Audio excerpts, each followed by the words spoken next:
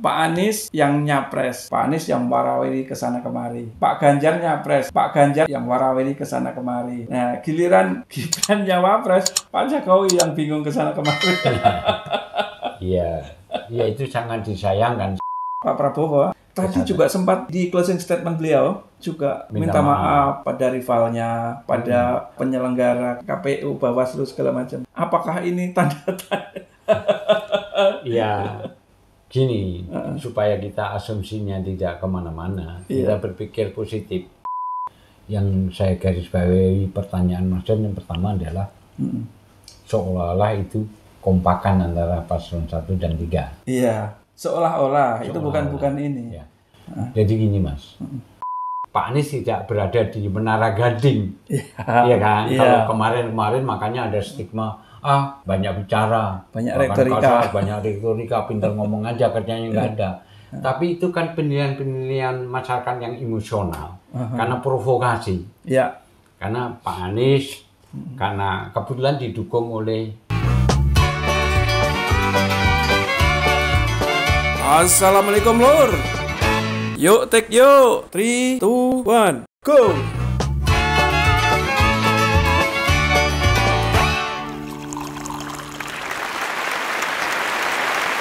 Assalamualaikum warahmatullahi wabarakatuh. Waalaikumsalam warahmatullahi wabarakatuh. Salam jumpa bersama Komentar Mas John. Sebuah komentar ringan dalam bicara suka-suka, suka-suka bicara. Komentar Mas John kali ini menghadirkan Pak dosen kembali yang kemarin-kemarin kita sering membahas terkait pasca dan pradebat. Kadang kita bahas pradebat. Untuk kali ini kita akan membahas pasca debat Capres-Cawapres yang kelima. Kita sambut Mas Pugo. Apa kabar Mas? Baik, alhamdulillah sehat. Mas John sehat? Alhamdulillah sehat. Alhamdulillah. Makin seru nih. Ya, agak happy gimana gitu setelah kita menyaksikan debat tadi sore. Iya, debat hari ini debat yang lebih kondusif. Ya lebih kondusif tanpa ada penyerang antara serang menyerang. Walaupun baru ya masih ada, tapi lebih lumayan.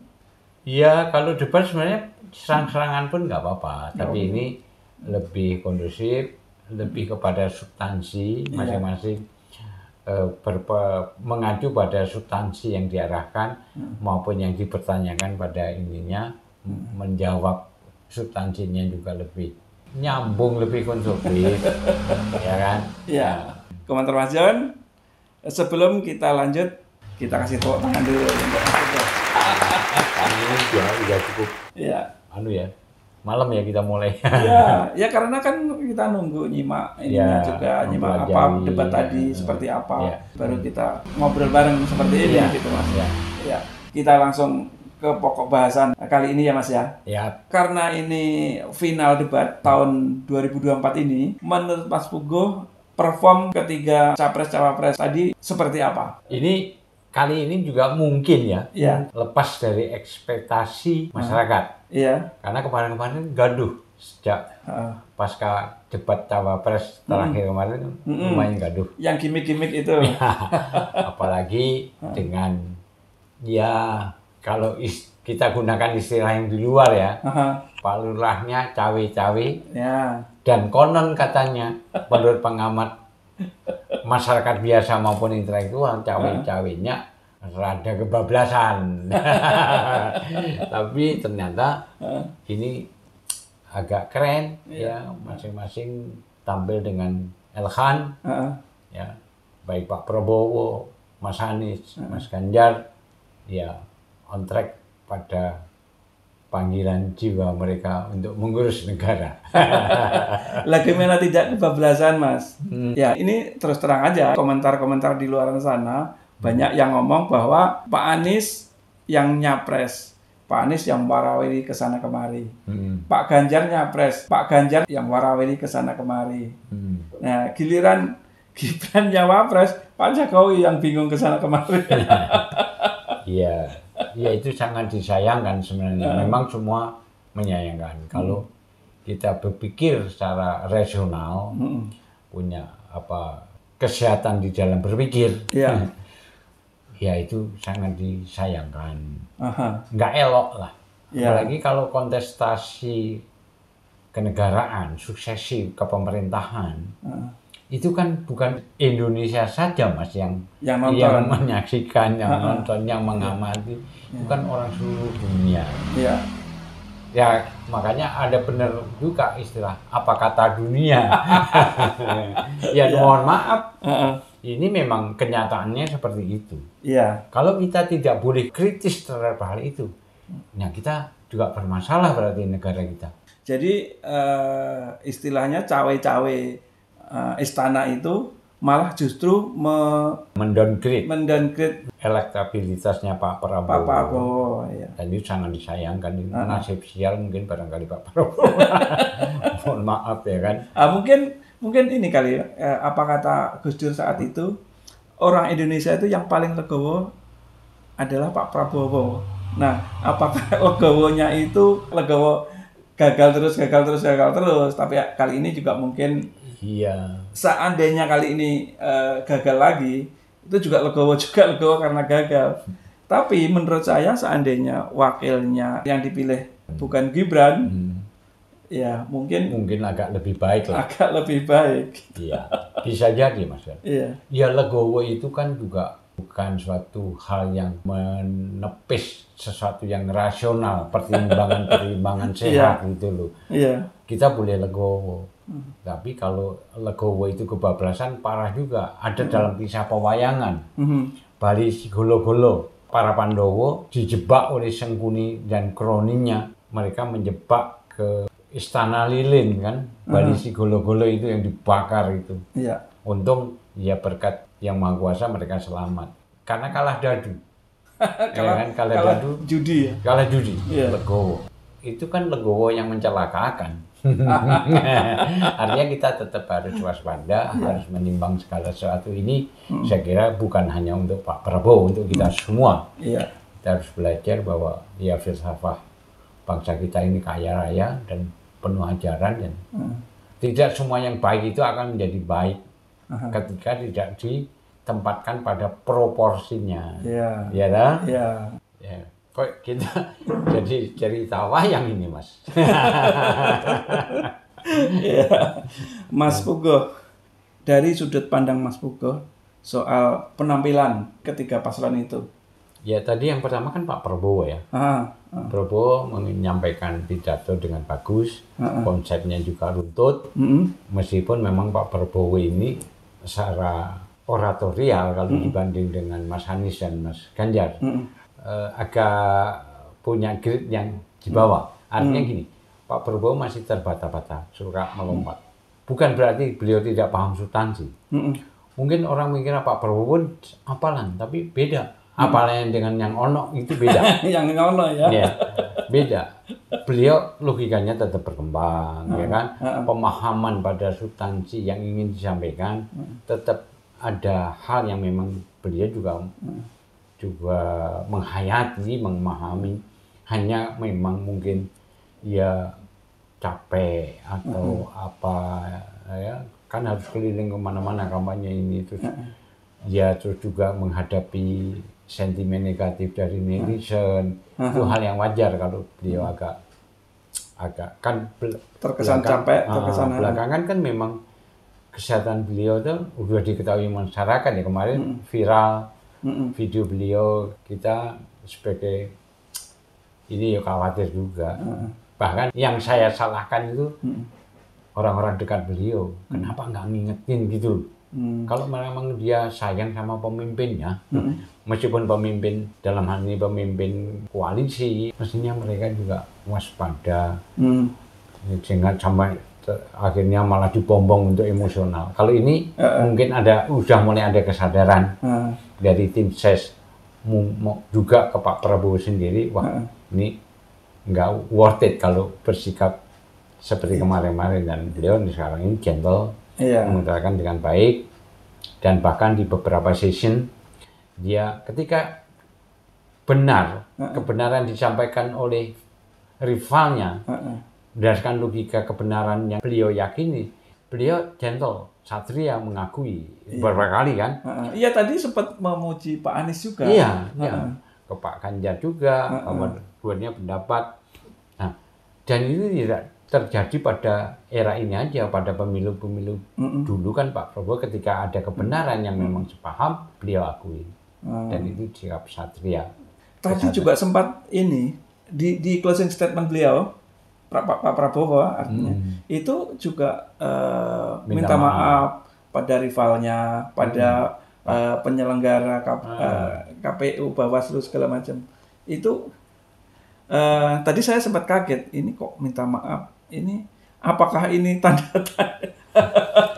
Ya, gini, supaya kita asumsinya tidak kemana-mana, kita berpikir positif bahwa itu mungkin salah satu karakter Pak Prabowo. Walaupun bagaimana beliau kan prajurit. Artinya gini, sabta marganya nggak hilang lah. Itu ya harus kita apresiasi ya, sebagai masyarakat yang objektif kita apresiasi sesuai dengan slogan kita tidak benci secara personal, tapi yang kita evaluasi adalah konsep berpikirnya di dalam mencalonkan diri sebagai seorang pemimpin kan. Apresiasi kita juga tidak selalu linear dengan ya bagaimana beliau menggiring di kecalonannya untuk dipilih masyarakat.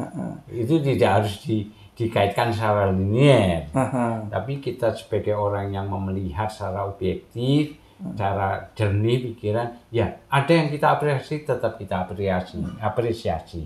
Ya tapi kan? sayangnya, ada sayangnya menurut saya Mas. Yang di bawah itu yang ono. Gitu. Nah iya, artinya ketika beliau masih dalam kelindan itu, kan itu akhirnya memberikan skor.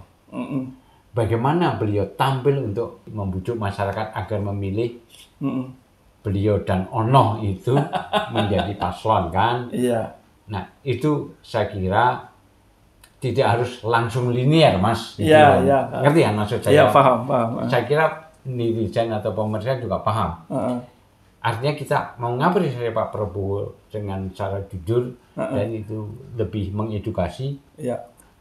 Tetapi nanti soal penilaian-penilaian yang lain dalam rangka pemenangan, ya kita tetap punya banyak variabel, banyak indikator untuk menilai. Nah, kalau Pak Anies seperti apa, Bang? Oh, kalau Pak Anies gini, ya Pak Prabowo juga menilai Pak Anies itu Menteri Pendidikan, dan juga guru. Pak Anies memang konsisten ya dalam meracik pemikirannya secara konstruktif, komprehensif, runtut dan bisa dijelaskan secara meskipun dia akademis, tapi kali ini semakin kesini kan semakin bisa dibaca Mas. Masyarakat nggak kesulitan untuk membaca kan. Pak Anies tadi banyak meng-highlight tentang problem-problem yang selama ini ada. Ya. Dan kemudian dicari problem solvernya, metodenya, tekniknya, operasionalnya, gambaran operasionalnya udah digambarkan. Ya. Sehingga masyarakat tidak ngawang-ngawang lagi. Pak Anies tidak berada di Menara Gading. Iya kan? Ya. Kalau kemarin-kemarin makanya ada stigma, banyak bicara, banyak retorika, pintar ngomong aja, kerjanya nggak ada. Tapi itu kan penilaian-penilaian masyarakat yang emosional, karena provokasi. Ya. Karena Pak Anies, karena kebetulan didukung oleh orang-orang yang memang berideologi sangat spesifik, sehingga itu identik dengan Pak Anies.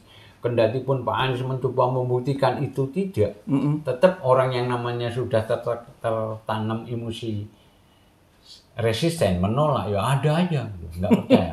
Ya, tapi Tuhan memberikan suatu kenyataan tandanya, bahkan sekarang mulai cair. Karena memang orang akademis kan ngomong kan runtut dulu Mas. Iya. Ada interteksnya, ada konteksnya. Sekarang kalau kita objektif, makanya Pak Mahfud dalam debat kan juga nggak langsung plok kan. Dia memberikan latar belakang dulu. Bahkan kadang-kadang kehabisan waktu hanya untuk latar belakang. Solusinya agak keteteran waktunya kan. Ada opening, ada isi, ada ending. Gitu kan? Iya. Iya, tapi begitu. Artinya kalau masyarakat yang mulai mau belajar kan mana, oh iya, setiap orang yang punya pengalaman akademik pasti ngomongnya juga ini. Cuman sulitnya untuk memberi pemahaman kata Gubernur Jawa Barat. Sulitnya itu memberikan pemahaman terhadap pemilih yang tingkat dan taraf pendidikannya menengah ke bawah. Kalau yang menengah ke atas itu saya rasa sudah paham semuanya ya. Nah, persoalannya pemilih yang seru itu kan memang pemilih menengah ke bawah. Mayoritas jumlahnya banyak banget, Mas. Iya. Kita punya berapa provinsi, berapa kabupaten, berapa kota madya, berapa kecamatan, berapa desa. Dia bayangkan. Dan rata-rata ya tadi makanya soal kemiskinan juga di highlight. Memang kita ini belum sejahtera semua. Kalau udah miskin kan pendidikannya juga terbatas, sehingga daya cernanya. Bahkan yang hidup di perkotaan saja, kalau tidak punya pergaulan dalam diskursus, kan juga nangkepnya juga ini banget ya, Mas. Iya, ya mohon maaf, kita ini tadi kan menilai secara performnya Pak Anies. Ya, walaupun di Jakarta, ya khususnya di Jakarta itu udah banyak buktinya kan kerja Pak Anies seperti itu, dan kita bisa buktikan di Jakarta seperti apa megahnya Jakarta pasca kepemimpinan Pak Anies juga gitu kan. Tapi kembali sekali lagi tanda kutip yang pendidikan menengah ke bawah itu masih nggak akan bisa percaya. Penalarannya sudah penalaran a priori. Udah menolak duluan, Mas. Apapun, misalnya saya nggak suka Mas John. Mas John mau ngasih duit saya, mau merayu saya, berbuat baik. Saya kalau masih belum bisa punya keyakinan terhadap Mas John, kan saya tetap a priori. Apa yang dilakukan Mas John, pokoknya itu punya pamrih, punya ini, punya gitu. Nggak ada yang baik, nggak ada baik-baiknya Can kalau orang itu sudah. Nggak sekedar a priori, mungkin fanatik juga terpengaruh ke sana. Iya, fanatik kepada idolanya. Ya tadi yang saya bilang bahwa Tuhan memberikan suatu tanda-tanda kesemestaan.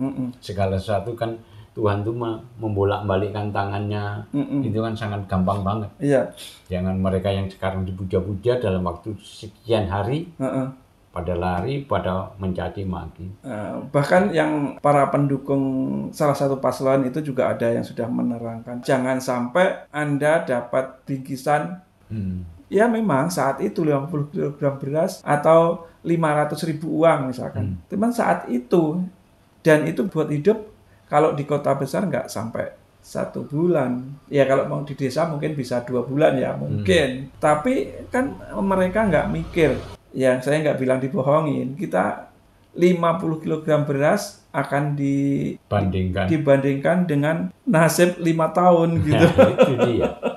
Kadang-kadang orang nggak berpikir gitu ya.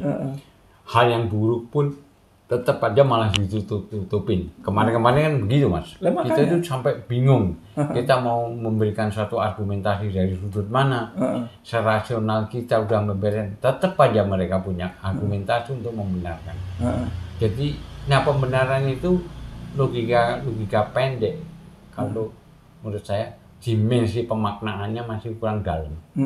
Yang itu ya jadi semoga saya tidak menjadi sombong untuk mengatakan kita itu yang benar, enggak. Jadi memang kalau tidak terlatih di dalam berpikir secara dalam, ya begitu, Mas. Akhirnya fanatiknya berlebihan. Kenapa sih misalnya Jokowi tiba-tiba menjadi tokoh sentral sejak tahun 2014? Enggak, sebelum 2014 kan secara rasional, Mas. Beliau itu kan juga tidak terekam jejaknya dalam politik waktu itu. Dia hanya pengusaha mebel yang memang sukses. Yang untuk ukuran Jawa Tengah, Solo Jawa Tengah itu sukses.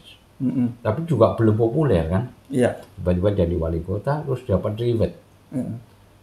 Sementara yang seringkali saya sampaikan ke Mas John, di kota-kota atau kabupaten di seluruh Indonesia berapa jumlah, Mas?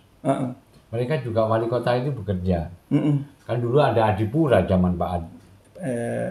Zaman Orde Baru. Orde Baru. Iya. Artinya banyak orang-orang berprestasi menjalankan kewenangannya sebagai pemerintah daerah dengan kota-kota yang cantik, yang indah. Dengan dulu kan banyak slogan kota ini slogannya kawanan. Iya. Dan saya melihat Temanggung juga kota yang indah, kota yang bersih. Iya. Artinya apa iya Solo tiba-tiba dipegang oleh Pak Jokowi waktu itu masih 2 tahun. Tiba-tiba mendapat reward dan dunia itu yang masih bukan lembaga Indonesia. Artinya lembaga internasional. Saya lupa apakah itu nomor 1 di dunia apa 1 Indonesia. Tapi sekarang setelah jadi presiden seperti apa masih seperti itu? Yang enggak, cuman gini. Yang saya kayaknya terus tiba-tiba jadi gubernur. Yang saya ikutin itu mereka tampaknya menempatkan Pak Jokowi itu semacam superhero gitu.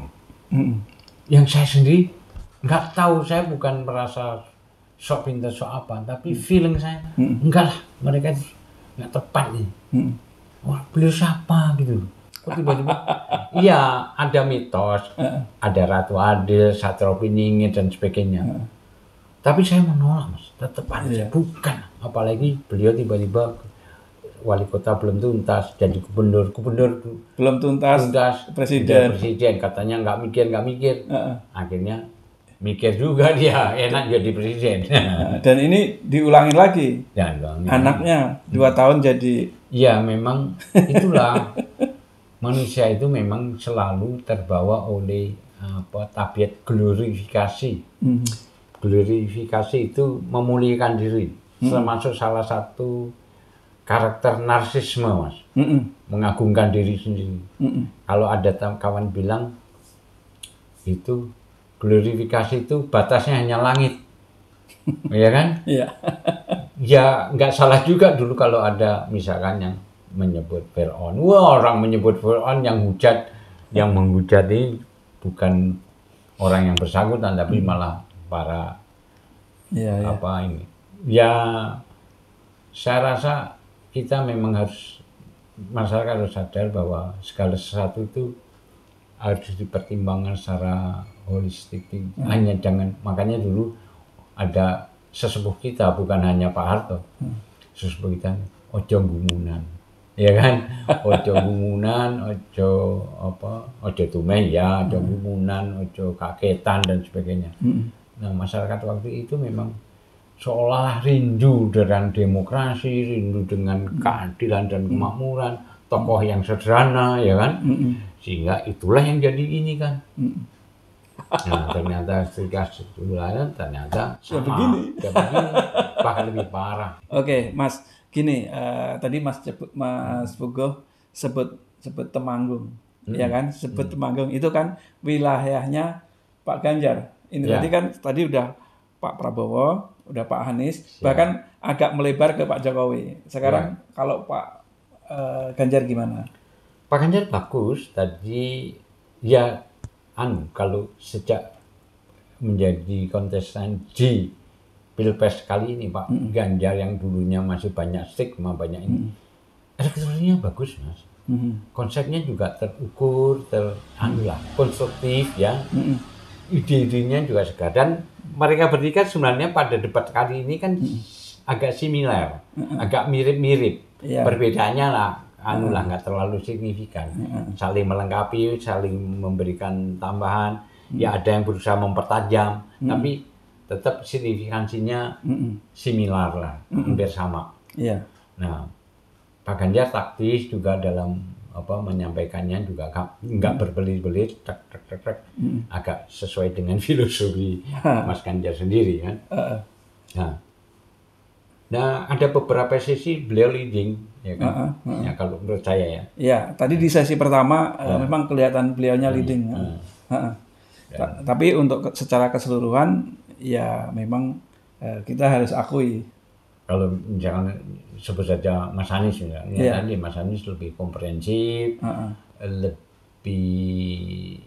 beliau data-data dari bawah itu sudah tidak sampel lagi, tapi sudah dirangkum, diresum jadi persoalan makro, soalan yang besar, dan kemudian dicari problem solvernya kan gitu. Dan mudah dipahami. Nah, kalau Mas Ganjar tadi memberikan sampel misalkan kunjungan disebut Mbak Kalis ya, dari Jogja, terus pertemuan beliau nginep di rumah, itu kan sampel-sampel empiris, berdasarkan pengalaman langsung beliau. Kalau dalam penelitian fenomenologi, artinya dia bergabung dengan problematika, bergabung dengan masyarakatnya, kan? Itu ya keren juga. Nah. Kalau secara kostum gimana? Soalnya tadi ada yang komentar begini, Mas. Ini kok kelihatan banget memaksakan mengambil suara anak muda seperti itu. Ya, kalau Mas sambil minum dulu. Monggo. Ya, kita minum dulu deh. Biar lebih lebih enak, lebih hangat. Segar dan kopinya. Segini. Ini gini. Kalau kemarin saya sempat ya, sebenarnya itu tidak terlalu urgent ya, misalnya wardrobe atau kostum gitu.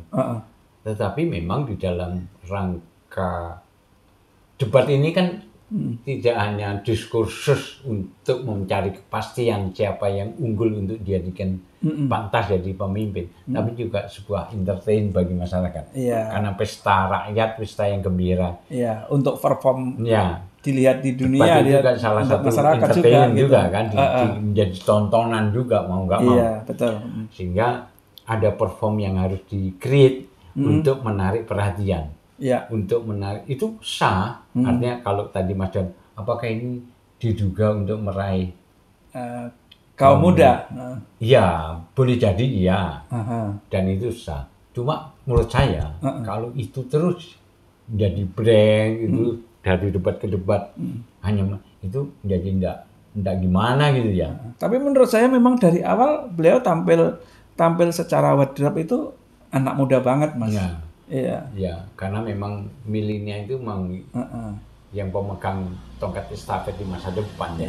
Cuman kalau memang itu beliau itu ibaratnya untuk dalam rangka meraih suara dari kaum muda, tapi sepertinya masih kalah taktis dengan Desak Anies. Kalau Desak Anies kan luar biasa itu ininya. Jadi kalau Mas Anies itu tidak pernah di dalam kampanye itu memberikan suatu bingkisan atau apa. Justru sebaliknya mereka rakyat yang masyarakat yang mau support memberikan apalah Videotron dan sebagainya kan. Tetapi Mas Anies menyajikan suatu pemikiran. Dengan Desak Anies itu Mas Anies siap sedia untuk didesak. Ini yang saya ikutin ya. Sehingga yang disampaikan kepada masyarakat adalah gagasan.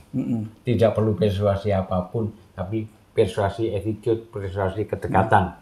Dan itu dilakukan Mas Ganjar sebenarnya. Meskipun Mas Ganjar adalah merchandise dari tim-tim yang lain kampanye. Tidak berserta Pak Mas Ganjar, tapi tim lain yang kampanye di mana juga mungkin bagi-bagi kaos, bagi-bagi merchandise gitu.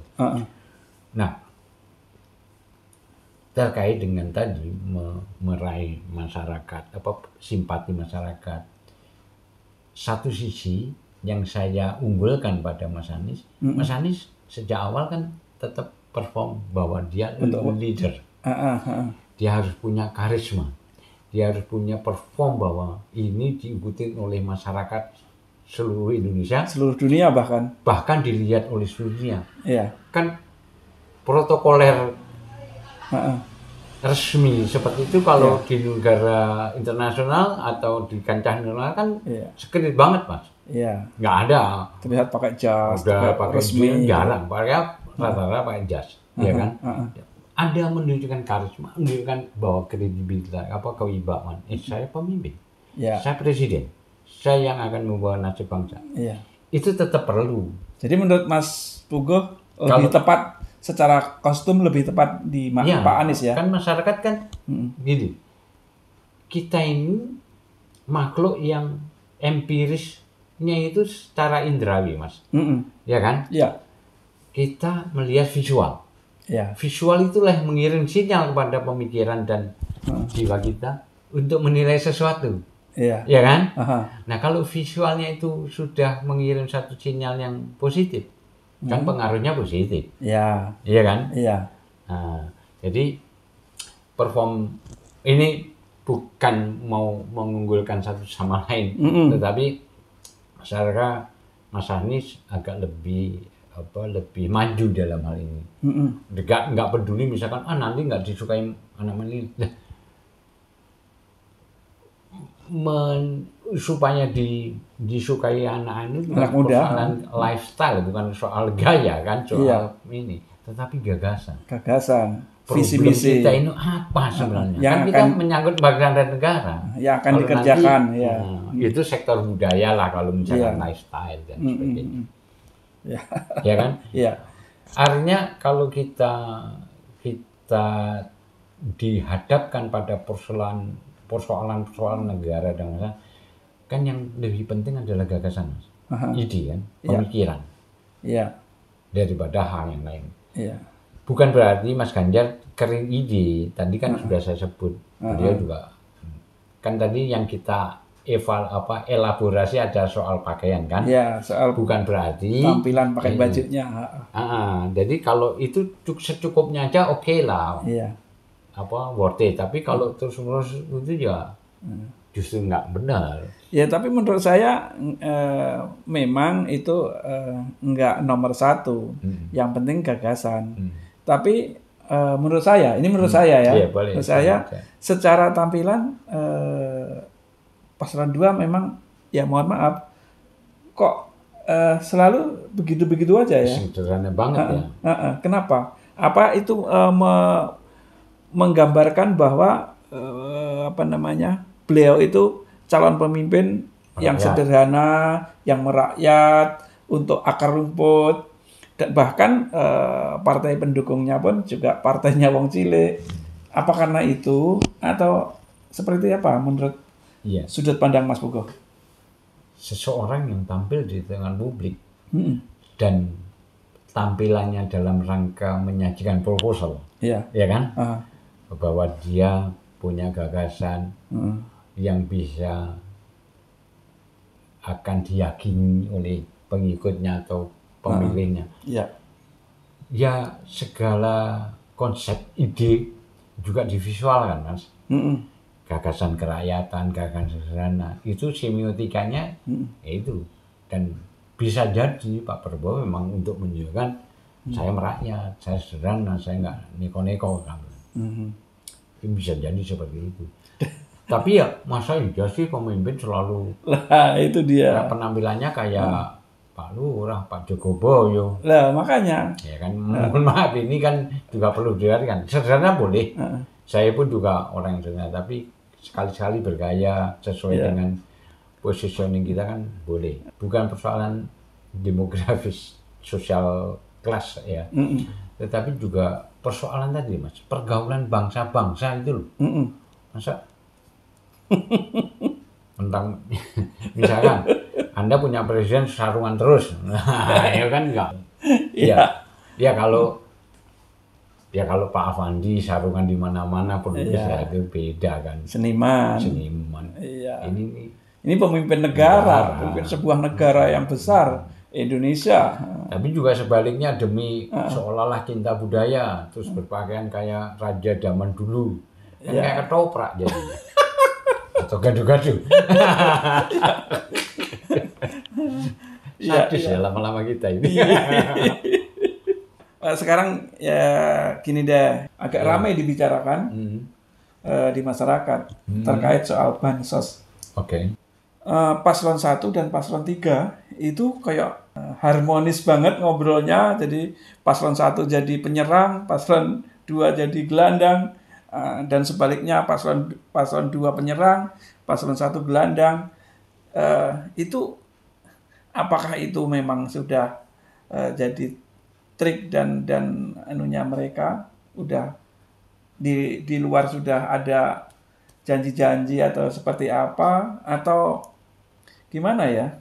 Karena bansos itu memang dari sudut pandang saya aja ya sebagai orang awam memang nggak elok kalau presiden membagi-bagikan sembako di depan istana.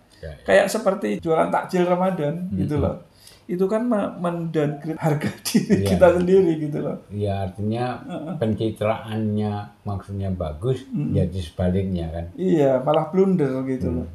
yang saya garis bawahi pertanyaan Mas Don yang pertama adalah seolah-olah itu kompakan antara paslon 1 dan 3. Iya. Seolah-olah itu bukan ini. Ya. Jadi gini Mas,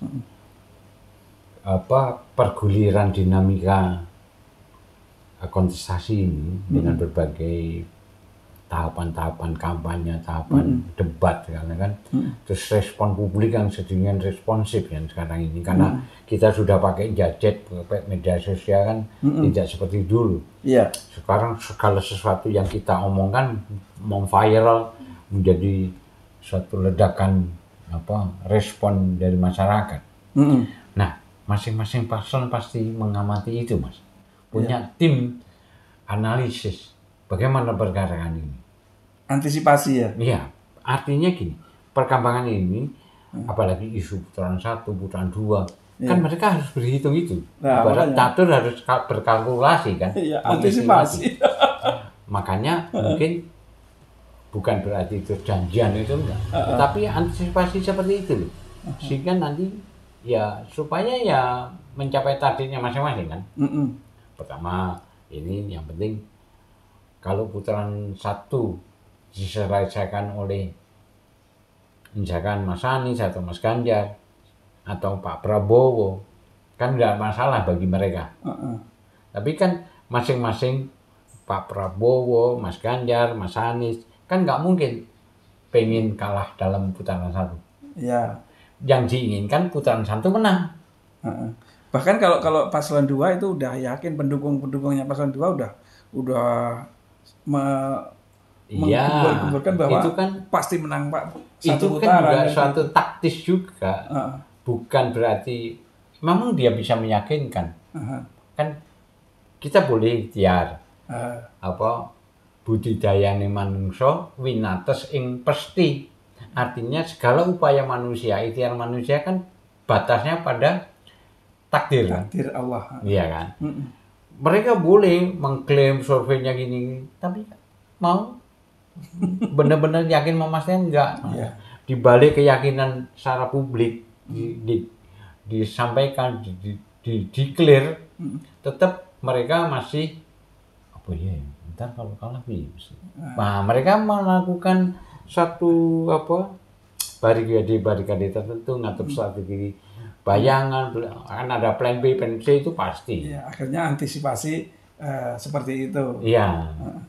Dan cara moderasi ya tadi, yaitu enggak janjian. Kalau kita berpikir moderasi artinya tidak ya belum tentu itu kompakan. Tapi ya memang tadi ini harus dilakukan oleh masing-masing paslon. Mereka kan ya orang-orang cerdas, jadi ya gampang nangkap. Oh ini peluang ini, sikat sini, ambil sini, ya kan? Iya. Dan kebetulan Pak Prabowo itu di debat terakhir ini, Pak Prabowo itu selalu mengokekan, selalu setuju dengan paparan paslon 1 dan paslon 3 itu. Iya, saya setuju begini. Cuman sedikit ada nambahin retorikanya seperti ini kayak gitu. Tapi kalau saya menilai itu bukan soal keterbatasan seorang Prabowo di dalam mengembangkan ide atau gagasan. Tetapi mungkin ini persoalannya pada pertanyaan yang diajukan. Iya. Jadi merumuskan pertanyaan itu kan kalau misalnya sudah pertanyaan dalam hal yang sifatnya normatif, kesehatan, pendidikan normatif, problemnya ya sekitar itulah, kemiskinan, stunting dan sebagainya. Terus tadi hegemoni kaum pria pada perempuan misalkan kan. Iya. Nah itu kan standar Mas, normatif gitu loh. Iya. Artinya pertanyaan yang normatif, jawabannya pasti normatif. Sangat tidak mempunyai peluang untuk mengembangkan ide-ide baru yang menukik. Ini problemnya mungkin juga dari rumusan pertanyaan. Oh iya. Jadi karena pertanyaannya udah seakan mengarah ke sini. Iya, jawabannya terpola lah istilahnya. Udah terpola. Nah, masing-masing kan udah experience, punya pengalaman bahwa problem stunting ini, problem pendidikan ini. Kan hanya berbeda-beda kalimat aja kadang-kadang kan. Substansi esensi daripada substansi yang disampaikan kan sama. Paling ada ditajamkan sedikit, dilengkapi. Tapi secara penyampaian memang saya akui belum ada yang mengalahkan penyampaiannya Pak Anies. Pak Anies sangat luar biasa, sangat tertata, sangat mudah dipahami. Datanya lebih banyak lah, data problematiknya lebih banyak, sehingga dia udah siapkan untuk disampaikan ini loh fakta dan kira-kira metode bahkan problem solvernya meskipun masih asumsi akan dilakukan seperti ini.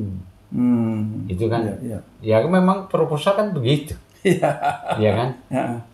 Nanti akan terjawab ketika dilaksanakan, terdukung oleh infrastruktur maupun anggaran misalkan.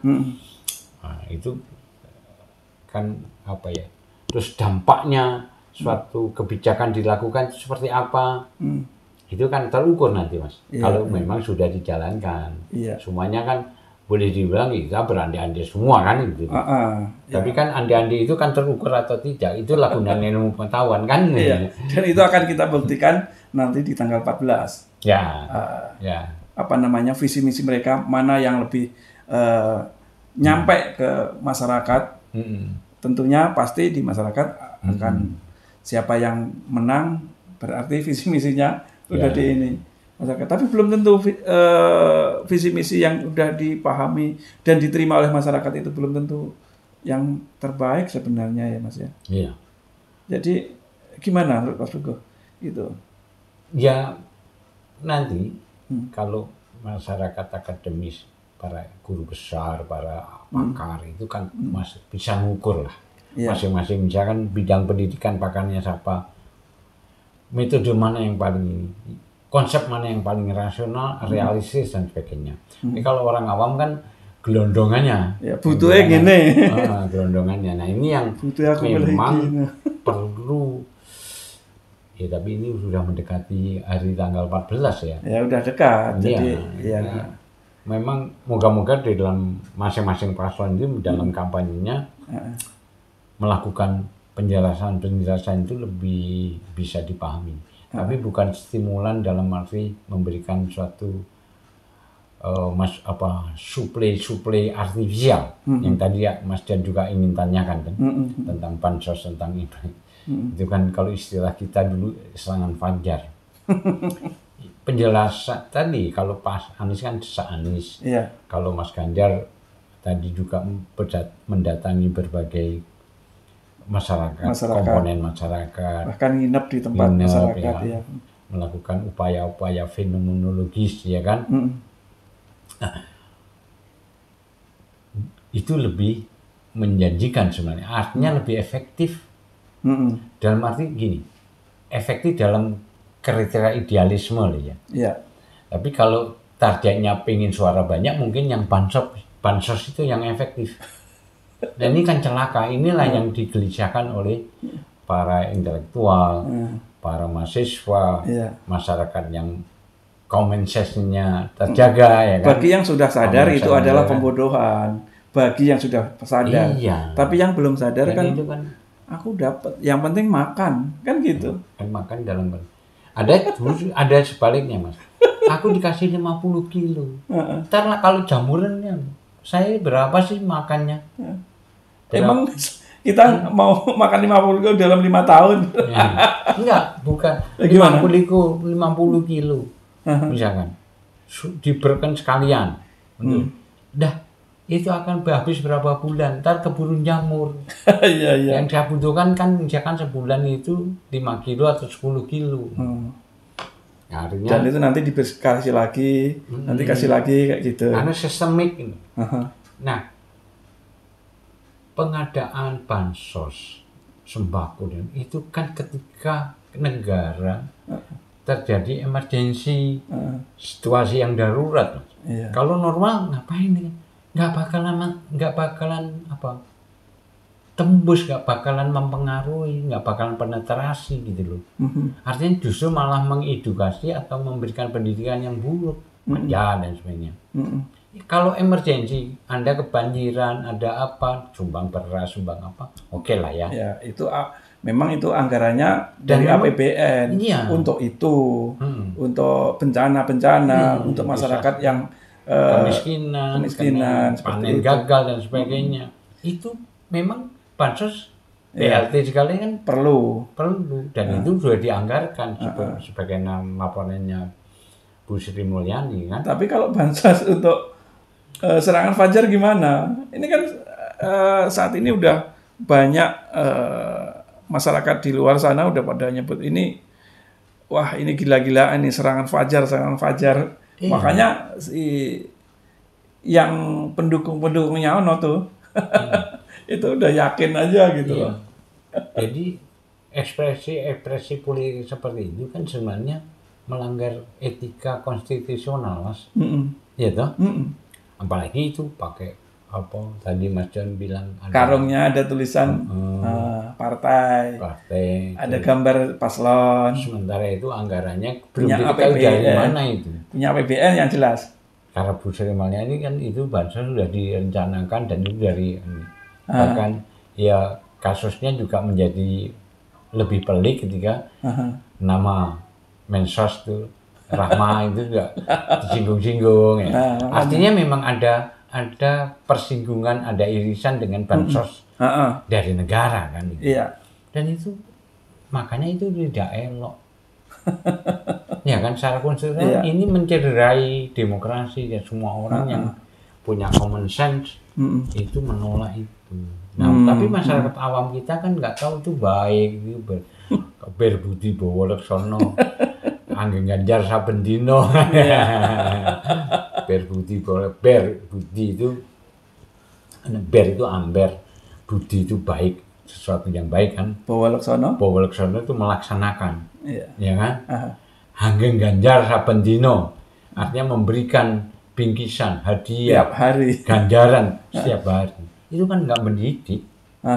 Kalau mau mementaskan kemiskinan bukan cara seperti itu, tapi sistem ekonominya bagaimana diangkat, pertanian di-repair, ya kan, tenaga kerja ditambah, pupuk dimurahkan, lapangan kerja diciptakan, pabrik atau home industry, UMKM di ini kan secara ekonomi, entahlah itu para pakar bilang itu kan ngerti cara gimana, sehingga masyarakat punya kekuatan beli purchasing powernya kuat meningkat gitu loh.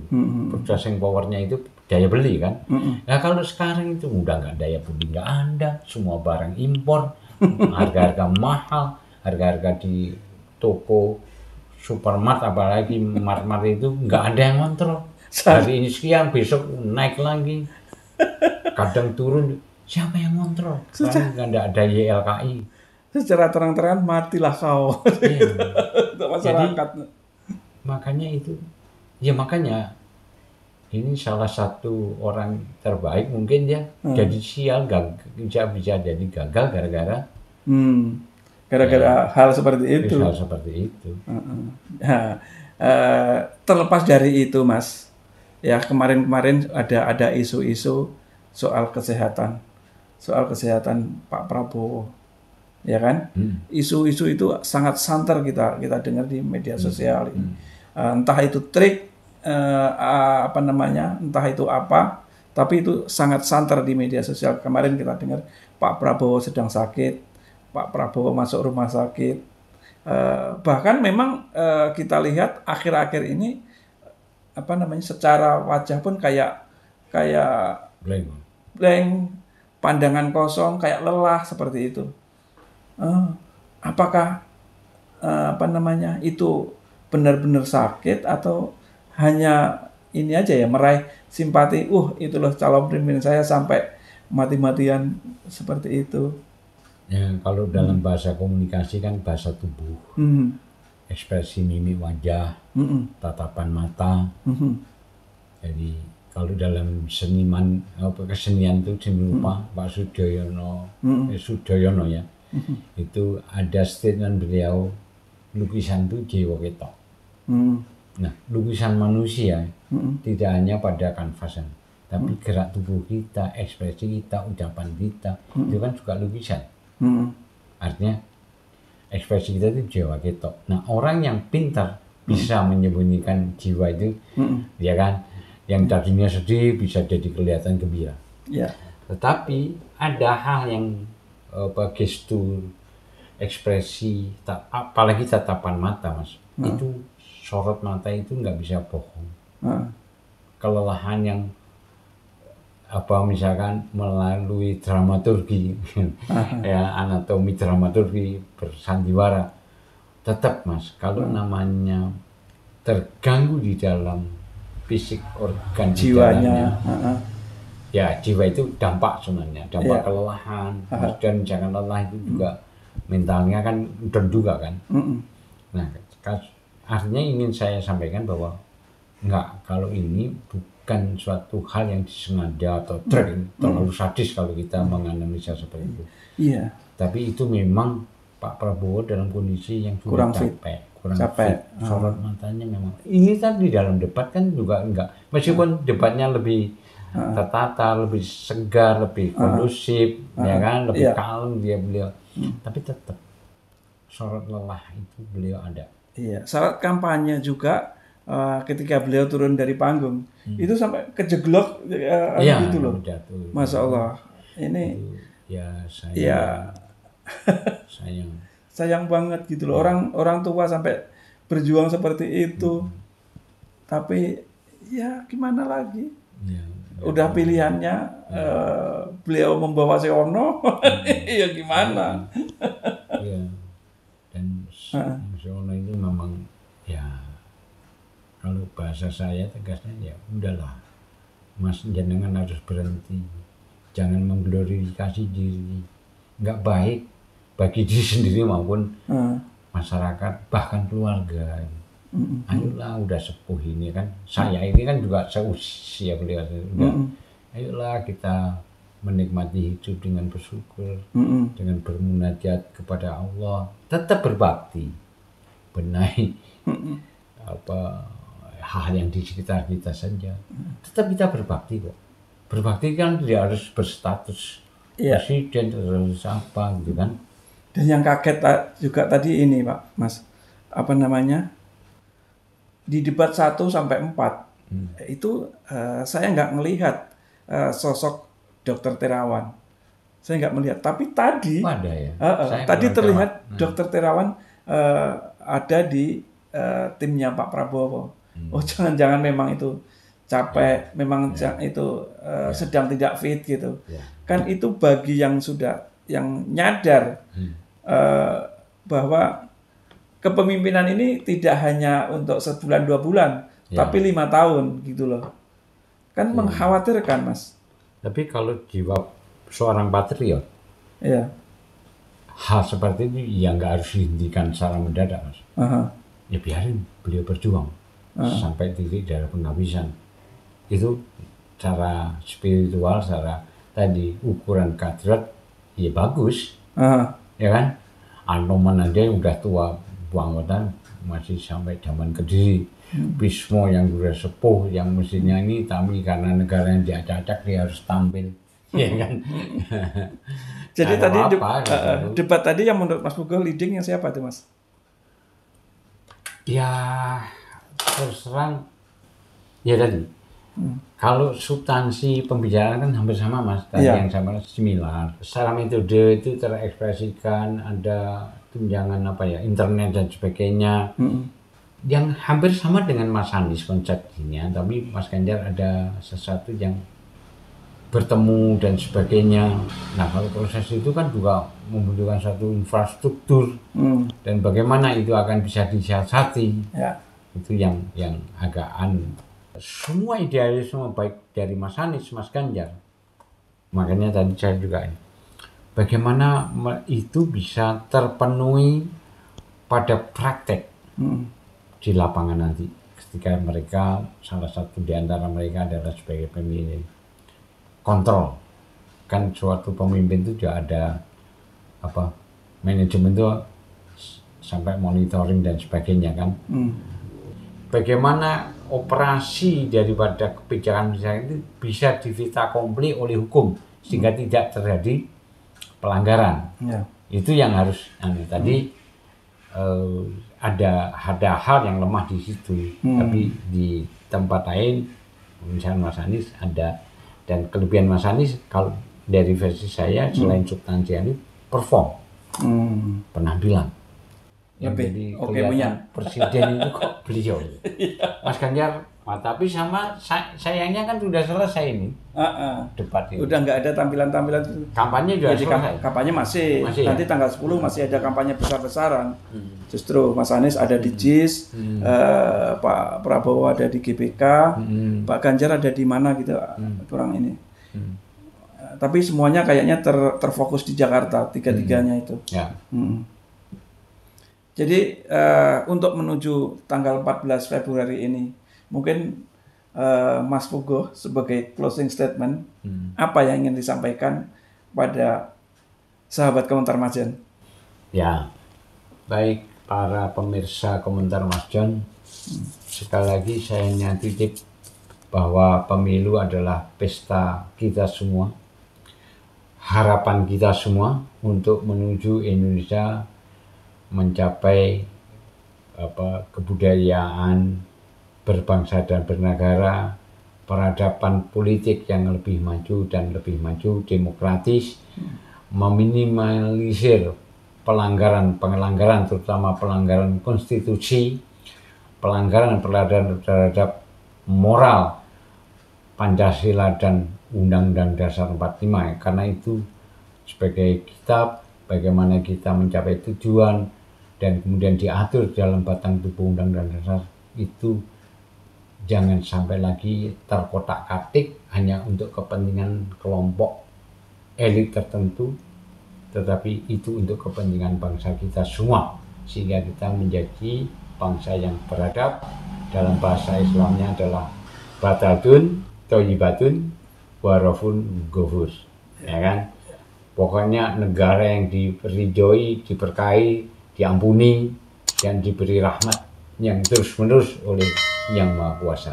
Bisa saya tambahkan, bagi mereka yang fokus memilih seorang pemimpin, mereka datang tidak untuk minta bayaran, tapi mereka datang untuk menyambut sebuah perubahan demi masa depan yang lebih gemilang. Saatnya ngopi-ngopi, karena kopi semakin dinikmati, semakin nempel di hati. Assalamualaikum warahmatullahi wabarakatuh. Waalaikumsalam warahmatullahi wabarakatuh. Ya, terima kasih Mas.